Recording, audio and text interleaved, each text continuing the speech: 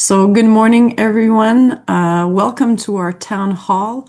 Bonjour à tous. Bienvenue à notre rencontre de l'association. We were really pleased that you all took time out of your busy agendas to join us in between this vacation period, between the extreme wildfires that are going on and all the work that you all have to do to make time for us to join us. We're really pleased. We have a lot of information to share with you, a lot of opportunity for exchange also. We'll have a question period at the end also. Before I turn this all over to our president, Ken McMullen, and to our board directors, I would like to take a couple of moments just to address our French and francophone members. Alors, merci beaucoup à tous pour votre présence. On sait que vos agendas sont très chargés. C'est la période des vacances, c'est la période malheureusement des feux de forêt extrêmes dans certaines régions et on est heureux de vous recevoir. Dans les prochaines minutes, je vais passer la parole à notre président Ken McMullen et à nos membres du conseil d'administration.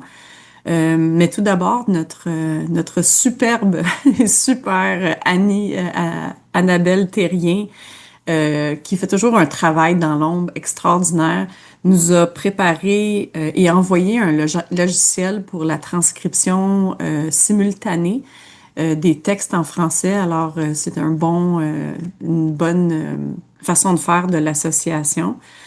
Alors maintenant, s'il vous plaît, on va accueillir Ken McMullen, notre président de l'association et nos membres du conseil d'administration. So now it's my pleasure to introduce Ken McMullen, our president, and our board members. So Ken, on to you.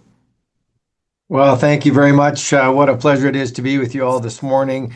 And thank you, as Chief Bibol said, for joining us and taking time out of your busy schedules to join us for an important update from the association, of which you're all very, very active members on. So thank you so much. So we have convened this town hall because we are going to be expanding our national campaign to see if we can take our work together on the National Fire Administration right across that finish line. We've all been doing some great work. So in today's presentation, I'd like to update you on the state of play, remind you of what we're asking for, and then ask for your help on the next steps. We will go to a next slide, which is, there we are, the board and the NAC. So before I do that, however, I'd like to express my thanks to and from the board of directors and the National Advisory Council. You all know that the dream team is right there in front of you. This is definitely one of them. And again, thank you so much for everybody for attending. I'd like to start with a land acknowledgement, if I may, please. I'd like to take and make a land acknowledgement for everyone in Canada, for all of us on Turtle Island. As our friend Arnold Lazar likes to say, we are in turbulent times and Turtle Island is on fire. Most affected by wildfires are the traditional keepers of land, the Indigenous people from coast to coast to coast, adding to the hurts and harms of the past. And yet, Indigenous people have fire knowledge that is sacred and very time-tested. Today, we recognize that we are on their unceded and unsurrendered territories. We recognize their knowledge and expertise and truly believe working together can make for a better future. One that not only addresses the hurts and harms of the past, but avoids future ones. If anybody chooses to take a moment for their own land acknowledgement, please feel free to do so. To you, from Globe and Mail, and to the firefighters. You'll see a cartoon in front of you that I'd like to also thank the firefighters, fire chiefs, fire departments. Our executive director pulled this out of Saturday's Globe and Mail. This is how our national news feels about our fire service. It's an expression of their thanks to yous and of ours. Quite a fitting cartoon, as Edie Sardine pulled out. Really right now, Canada is on the shoulders and backs of the Canadian Fire Service. Next slide, please. Well, I can attest, and I'm sure many of you have seen or heard myself or many others in the media lately. We have certainly gotten the attention. So, of the media, we have been in the media at least 100 times this summer so far, and that's just been since about May, right in through till yesterday. On behalf of the board and our ED, we'd like to thank Alyssa Freeman for her tireless work helping us manage this overwhelming at times request for interviews. Every major news channel has carried our national ask for the National Fire Administration.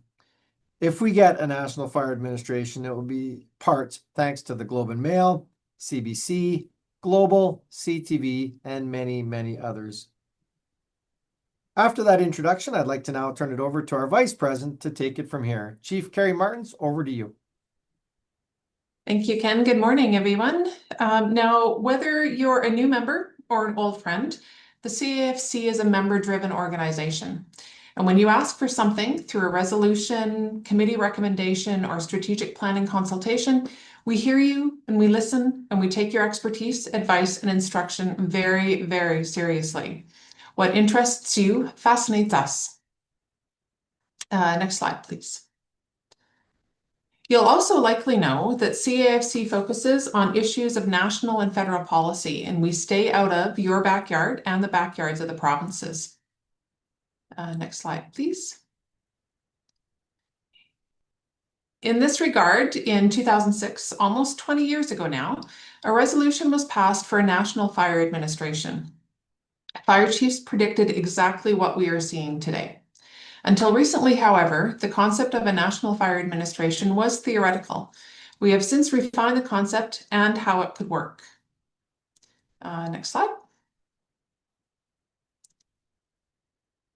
Federal policy moves slowly, and while we just wish we could deliver it faster to you and for you, we are working on it. We have come close and we will eventually get there. This slide shows you a special private page we have made for federal policymakers and staff given the turnover.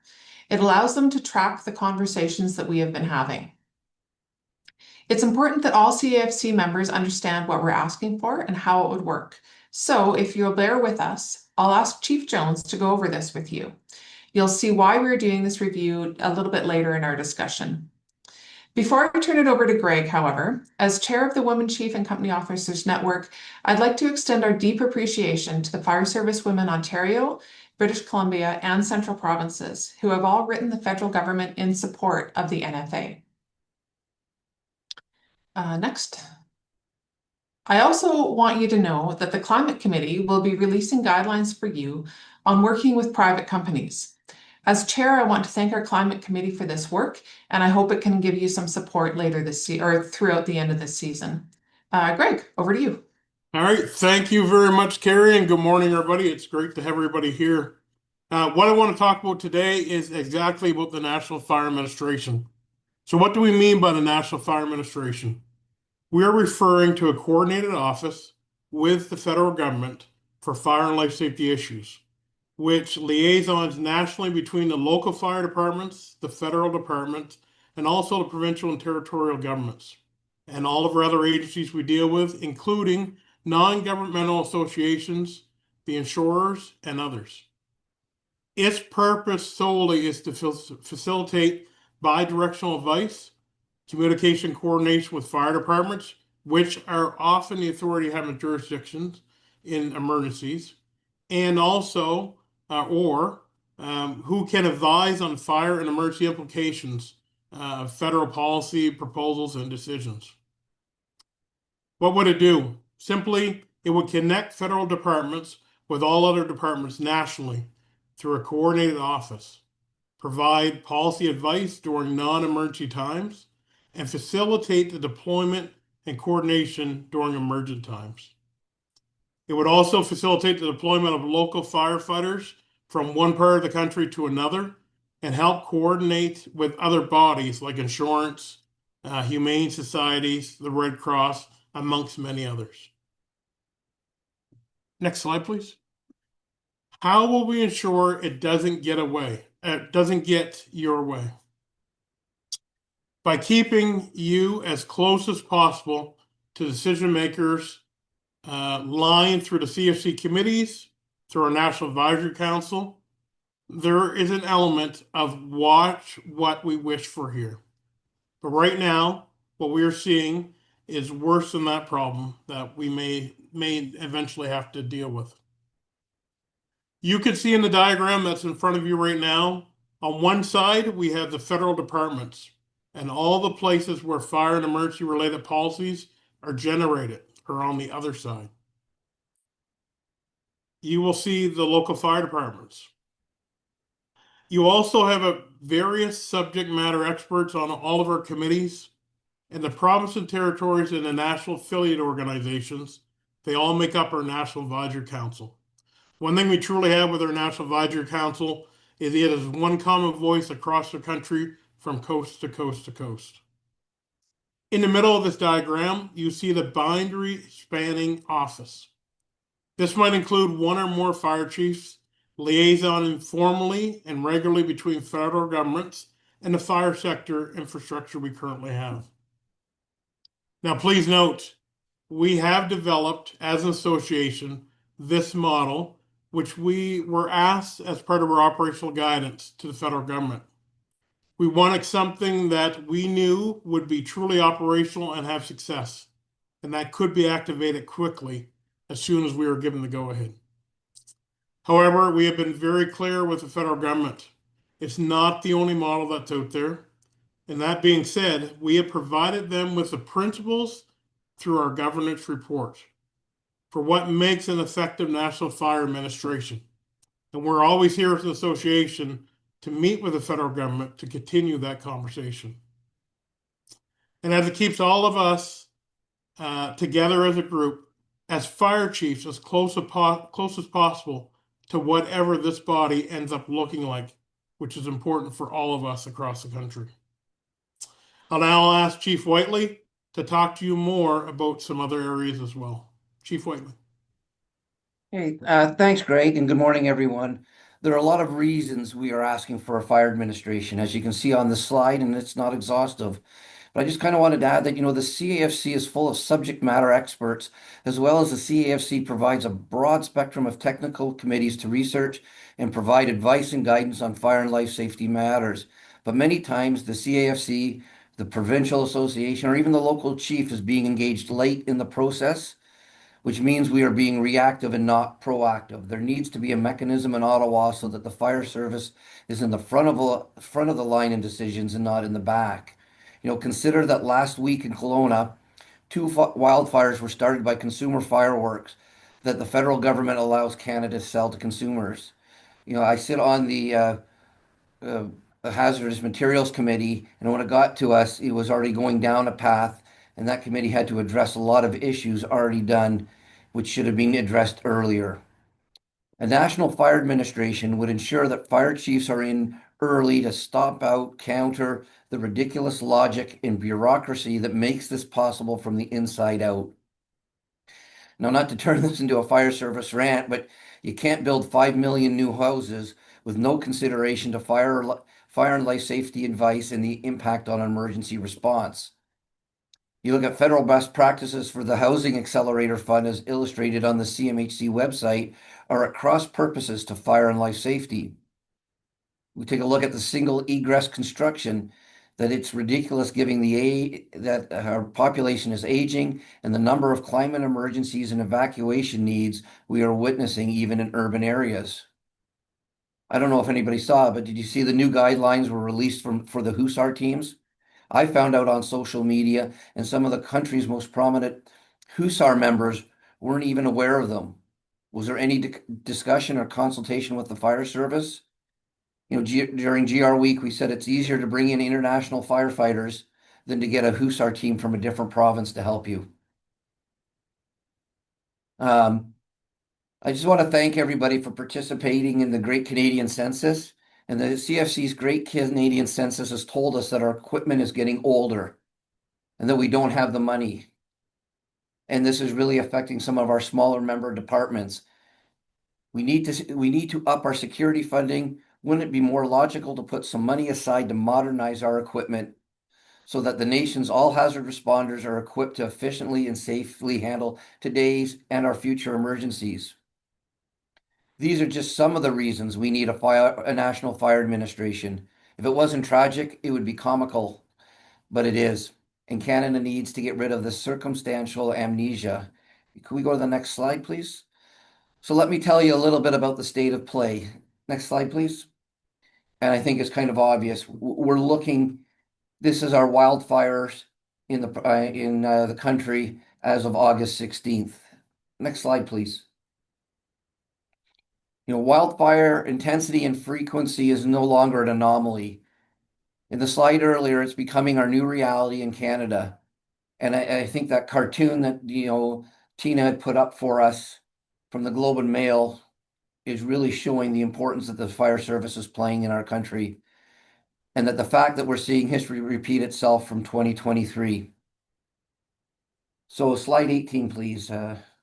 Thank you.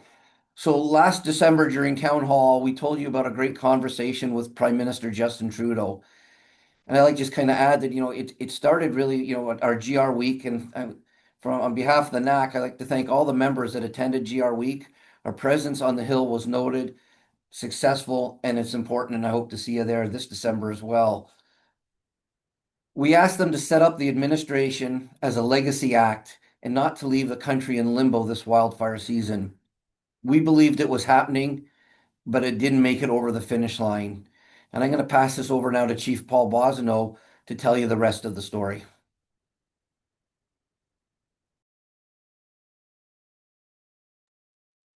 Thank you very much, Jason.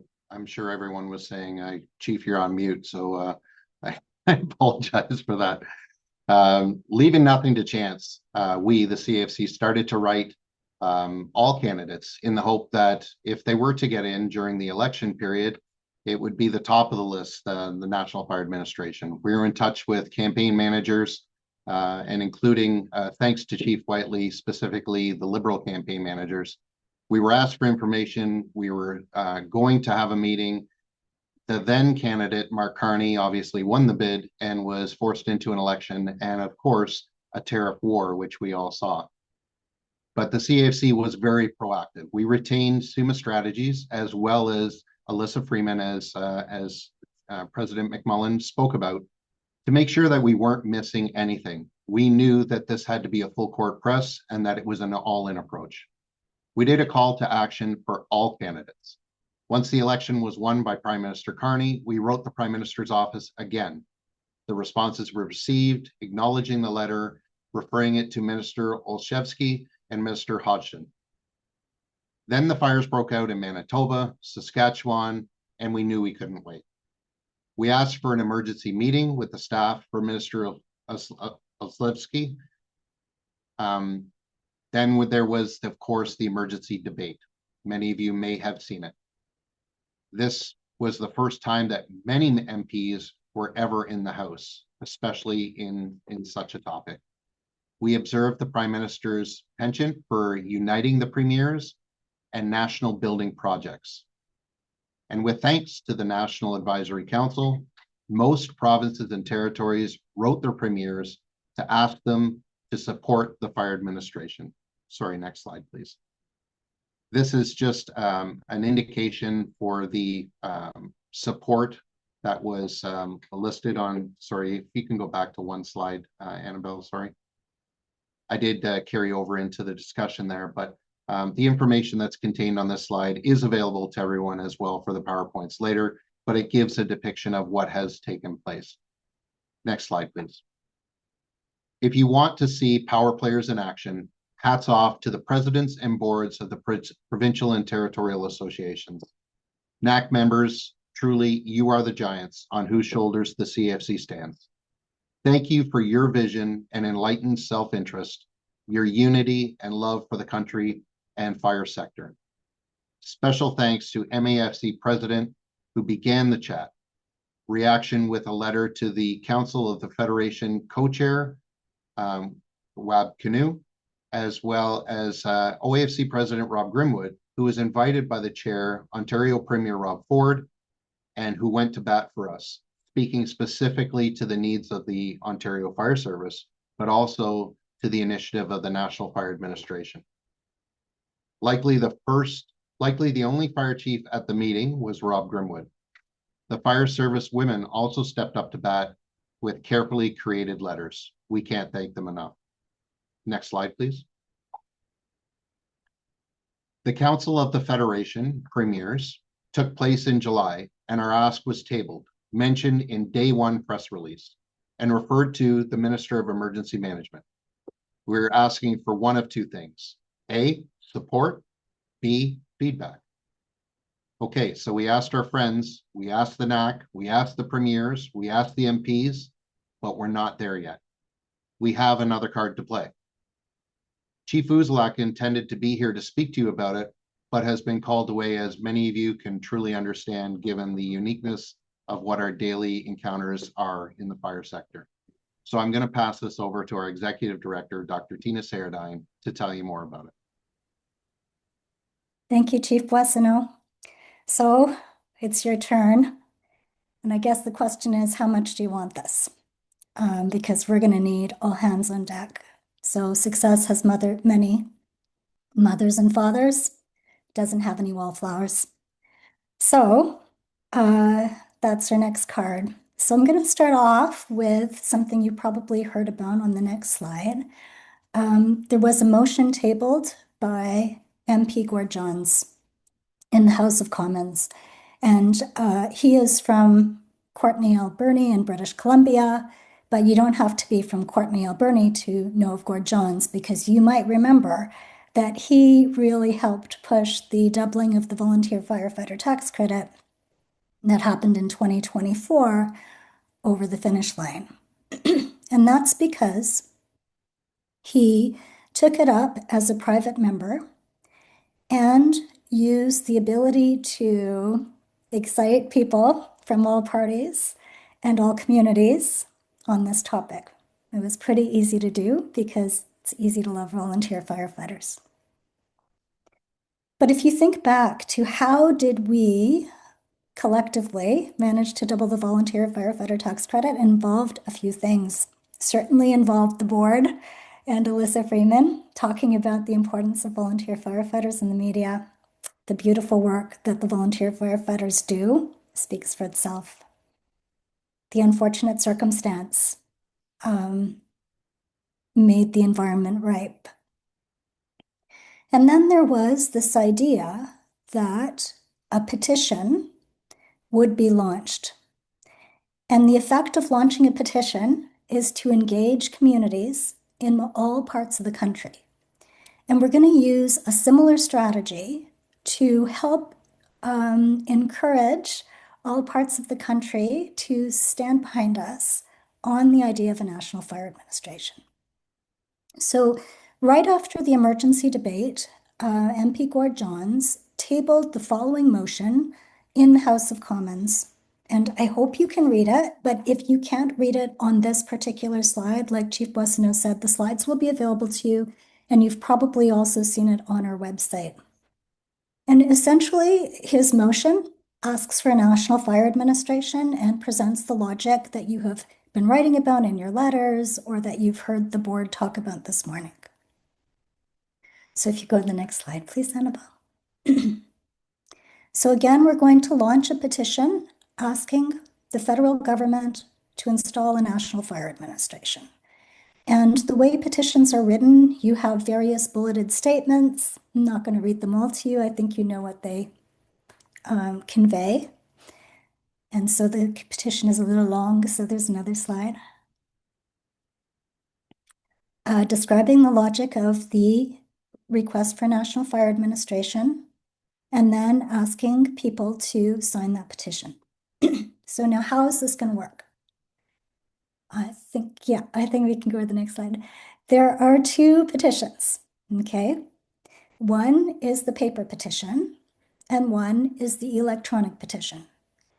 And we're asking everybody to sign and circulate both because they have different functions. So the paper petition is the old-fashioned kind that you get to print, and You need to get 25 signatures. 25 is the magic number. Now, it's much better if you get more. It's much better if you get hundreds. But the reason 25 is significant is because once you have 25 signatures on a paper petition, you can send your petition to Gord Johns, who's sponsoring this. And he has the option to rise in the House of Commons every time he gets 25 signatures to talk about the NFA. Now, he can do it, but he can also go back to your local MP and say to your local MP, I seem to have a petition from your constituency. Would you like to rise and speak to it?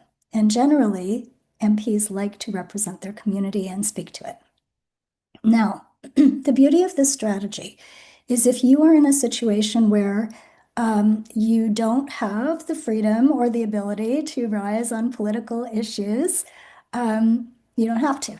You can just put your petition out and allow your community members to sign it. And it's a public document, and it goes to Gord Johns, who can rise, or to your local MP, and he will facilitate that. Now, for this reason, it's really important that you fill the cover page, not the cover of the survey, but the additional cover page, because he needs to know where this came from. Now, the electronic petition is a little bit different. It's a lot easier to get electronic signatures. So here's where we need large numbers. I've been told by Summa Strategies and others that for a petition to be taken seriously, it needs 10,000 to 13,000 signatures. Mind you, it's a lot easier to get an electronic signature. So that's what we're asking all members to circulate. Now, we want to have this done before you as fire chiefs go up on the Hill for Government Relations Week, and maybe even before that, so we can work on it a little bit. So that's the plan, Chief McMullen and Chiefs, and I hope that everybody will participate, and it's going to be live probably later in the week. We wanted to let it rest for a little bit just in case there are changes to the language, because once we submit, we can't go back. But that's what the plan is, and if you have any questions, people are always welcome to call our office. So over to you, Chief McMullen. Thank you. Well, great. Thank you so much, Tina. Thanks to you and your staff for just continued tremendous support and work that you're doing in the back office. So again, we've got a couple of our board members not able to join us today, but before we close out, one of those board members has done a video to share his update. So the chair of the census, the chair of our AHJ's committees, let me introduce this short video from Chief Trevor Bryce. Annabelle, if you could cue the video. Hello, everyone. Thanks, Chief McMullen and board members. To my colleagues across the country, I'm sorry that I can't be with you today, but I want to echo the importance of what the board has said. We're at a point now where if this is going to happen, everyone needs to step in and step up, just as we did for the tax credit and just as you have for the census. In this regard, I want to thank everybody for submitting responses to the census. More than 550 fire departments have completed the census, and the data is now being analysed and will come back to us shortly for aggregates. You'll hear more about this soon. I also remind you that the AHJ Committee has published for you draft guidelines for fire departments and humane societies. We all know the heartbreak that happens when pets are left behind or they are brought along and can't be accommodated. You can download it from the CAFC website and test it out. We welcome your feedback through the online survey that accompanies it and will revise it for 2026. My thanks to the AHJ Committee for all those incredible discussions. We're going to see if we can get the Humane Canada and Insurance Bureau of Canada and others supporting our ask for the National Fire Administration. In the meantime, I'm looking forward to seeing you all at Fire Rescue Canada 2025. Thank you so much for that update, Chief Bryce. So that, my friends, brings us to the end of our presentation. I hope that we can count on your support, as has been just so well represented today. We do need you all. 13,000 is a big number to get. And however, we know that you'll all be there to support us to make this happen. I'll ask our Executive Director, Dr. Tina Sardine, to help us field any questions in both English and French. So if there are any questions, just a reminder about Fire Rescue Canada. I want to make sure that you've got the dates there for Government Relations Week as well as Fire Rescue Canada. Sorry, I'm going back and forth to those who is writing the slides. And with that, Tina, I'll just hand it over to you to see if there's any questions in the chats or how we're going to work on questions for the next few minutes. Yeah, absolutely. Thank you, Chief McMullen, and thank you, board members, for all you do and just your persistence and your patience. I see there is a hand up already, so we will, Annabelle, maybe go to, where's the hand coming from? Jamie Reichard. Thank you very much. This is absolutely fantastic. I am 100% behind a National Fire Administration. My question is that I understand that the America Burning 1973 report in the States actually was very pivotal for getting the US FA's administration up and running, as well as creating the National Fire Academy.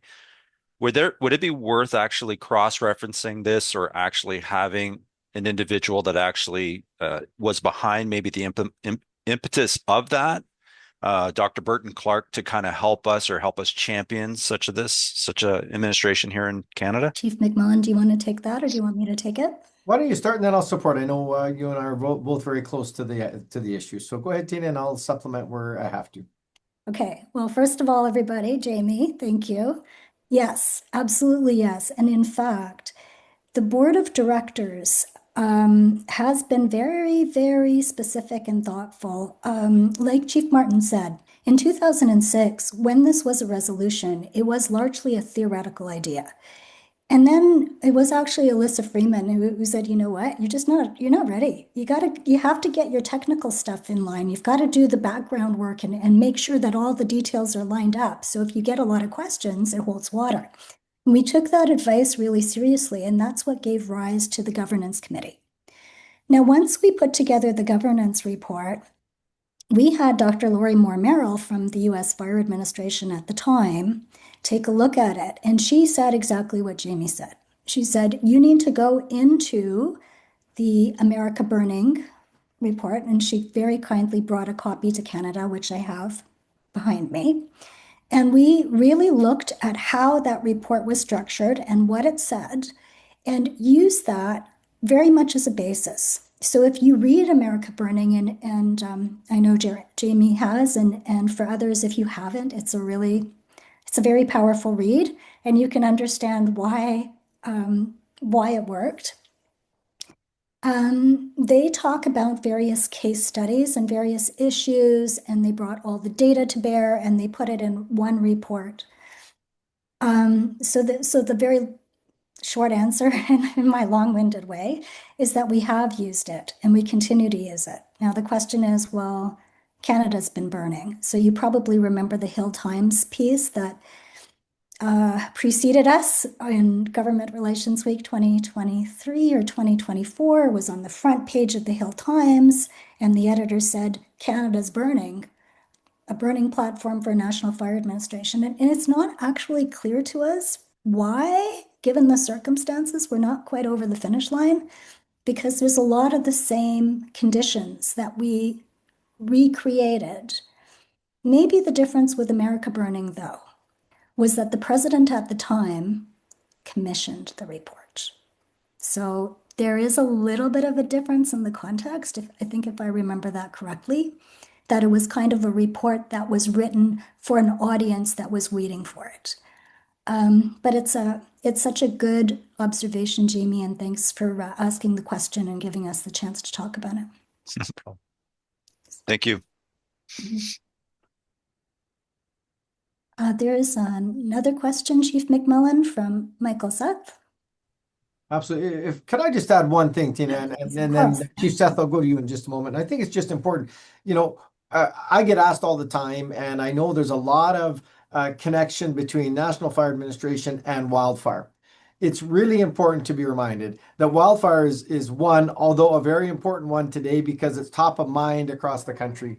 We have a whole list of policy related issues, lithium ion batteries, affordable housing. I know some of those were mentioned in the presentation today, Tina, but I just want to make sure that we as fire chiefs fully understand that, yes, I know wildfire is the topic of interest at the moment. There is so much more to the National Fire Administration that we have to keep all of that in mind in its totality. So thank you for allowing me to add that. And Chief Seth, I will go to your question. Thanks for the segue into my question, Ken. So as we see currently, a lot of the wildfires are impacting a lot of the remote First Nations. Has the board and NAC opened up conversation with the Assembly of First Nations and the local tribal councils and or the provincial territorial groups that represent the Indigenous communities? I know that, like Chief McMullen had mentioned, it's not just about the wildfires. The Indigenous communities have different impacts when it comes to policy and dealing with um, application of provincial legislation and how to enforce and enact certain things. But the NFA would be a fantastic route to do that. Thank you, Michael. Chief McMullen, did you want to take that? Did you want me to? Again, Tina, I'd like you to start that. I know it's we're going to talk about Arnold and Blair's connection, but go ahead. Yeah, absolutely. It's so important that you raise this, Chief Seth. And over the summer, the CFC Board of Directors, we wrote Public Safety Canada about this issue. So you probably know that the structure of the National Advisory Council with the provincial, territorial, and national affiliate organizations, one of those members is the National Indigenous Fire Safety Council, and it is from them that we take our advice on these particular issues. So there are two things happening simultaneously. First is, well, I'm going to say three. First is that we have written in support through discussion with the board and the National Advisory Council of the National Indigenous Fire Safety Council's proposal to Public Safety Canada to train and equip 200 Indigenous firefighters. And we have sought advice from NIFC, I'm so sorry, from NIFC on what will be the best way to level the playing field when it comes to Indigenous communities using a National Fire Administration.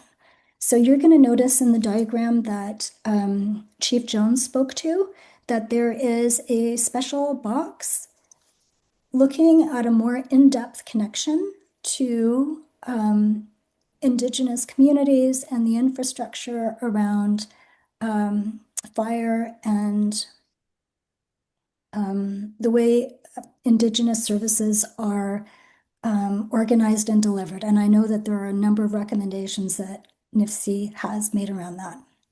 And then third, you may know that CFC itself has taken extraordinary interest in the intersection of Indigenous and Western wildfire practices. And, you know, part of Chief McMullen's land acknowledgement in the slide that he discussed is really recognizing that, you know, we have a ethical responsibility because Indigenous communities, one, have knowledge that is different and is sacred, and two, they are disproportionately impacted. And like the chief said, we are having an easier time engaging international firefighters than Indigenous firefighters.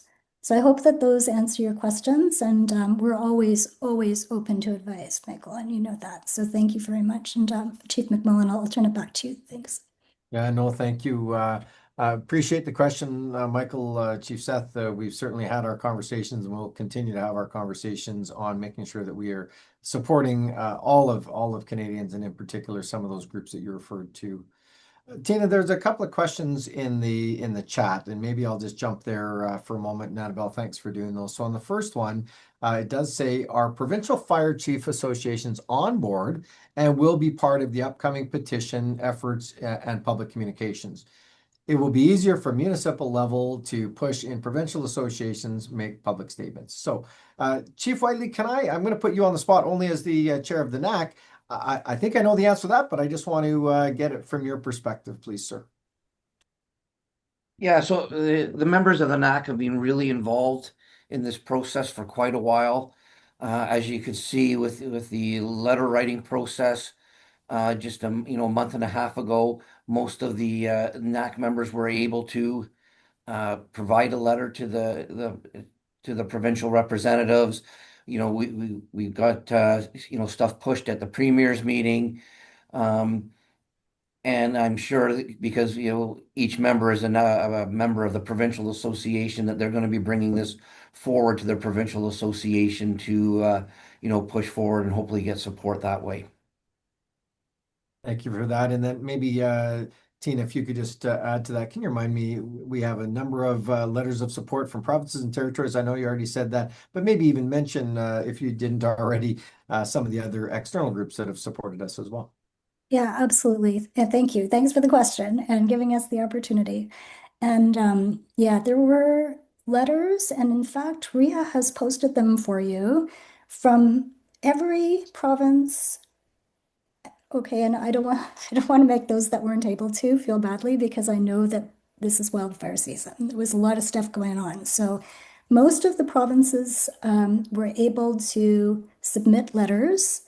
Francois, I'm not sure which province you're from, but right across the Atlantic, Quebec, Ontario, Manitoba, Alberta, British Columbia, you're going to see the letters. Now, some of the premiers have also responded. So Chief Schroeder sent us a letter from the Alberta minister. Premier Canoe responded. There are more, but I'm not going to remember all of them. So you can see them on the website, and maybe Annabelle or Zoe, I know Annabelle or Ria have a lot of things going on, but if you can put the link to that page, then we can access it directly. They just did that. They're a step ahead of you. They always are, yeah. Thank you, thank you. And Chief McMullen, you asked me about other organizations, and I know that our good friends from the Fire Service Women group are in the audience, and that they're thanking us and we're thanking them, because it's a full court press, and especially thanks to Chief Martins for bringing us all together, and everybody's goodwill, and also the willingness to coordinate. You can't do these things just like willy-nilly, because sometimes without coordination you kind of get lost. And so there's a lot of thoughtfulness, and I know others have volunteered and wanted to write letters, and we will come to you. And I'm hoping that, like Chief Bryce said in his video, that maybe we'll have our friends at Humane Canada and the Insurance Bureau, maybe we can ask them to support as well. So we will pull all the stops, and we'll just keep going, because there's no point stopping now. So thanks. Great, thank you. I'll just echo the appreciation back to the Fire Service women's groups across Canada. Thank you for your continued work and support. And as Tina said, we're thanking you as you're thanking us. Jamie, you just put another question in there. Would it be advantageous to reach out to our national post-secondary institutions, especially those that cover the topics broached, to assist in the support of a national fire administration? Great points, Jamie. I don't believe that is an area that we've really tapped into so far. We are certainly working with those that are helping us with data collection and science on the mental health side, but not particularly on those that are dealing with specifically something that would fall under the purview of the National Fire Administration. So I don't believe we've thought of it yet, Tina. Correct me if I'm wrong, if that's an area that we have and I misspoke, but I think the advice is well taken. That's great advice. One of the things that we have done is we've watched the academics. We've watched the academics that go out in the media and say, but what I'm proposing is more interesting or unique or different from what the fire chiefs are saying. And we kind of call them in and we say, you want to come meet with us? Because we can't be on different pages here. We've got to be saying the same thing. And so it's yielded some really, I think, good conversations and really trying to help people appreciate that we can't be having theoretical discussions. We have to start coming on to one page because there are a lot of asks and options.